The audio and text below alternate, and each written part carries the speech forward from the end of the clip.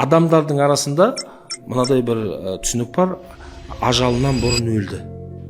Немесе одан тағы да бір мағына туындайды, адамның ажалы тағдырда белгілі, ол өзгере ме деген секілді. Құран-ы Кәрімде Алла тағала былай дейді: "Уали кулли умматин ажал". Әрбір үмметтің, әрбір қауымның, әрбір адамның ажалы бар. فَإِذَا جَاءَ أَجَلُهُمْ لَا يَسْتَأْخِرُونَ سَاعَةً وَلَا يَسْتَقْدِمُونَ.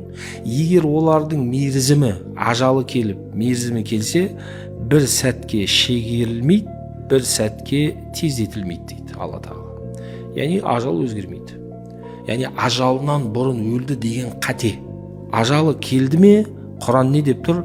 Бір сәтке шегерілмейді, бір сәтке ерте келмейді. Ал бұл неден туындайды? Тағдырда ажал белгіленген, ажал өзгере ме, дұғамен тағы басқа.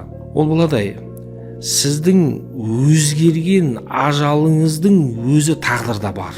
Соңғы ажалыңыз, сіздің сол ажалыңыз жеткен сәт, сол сіздің тағдырыңыз. Ол өзгергеннен кейінгі ажалыңыз. Өзгерген күннің өзінде сол өзгерудің өзі тағдырда бар. Түсінікті? Демек, былай деп айтуға болады, демек ол өзгермейді. Ол соңғы нүктесі. Кешікпейді де, шегерілмейді де, ерте де келмейді.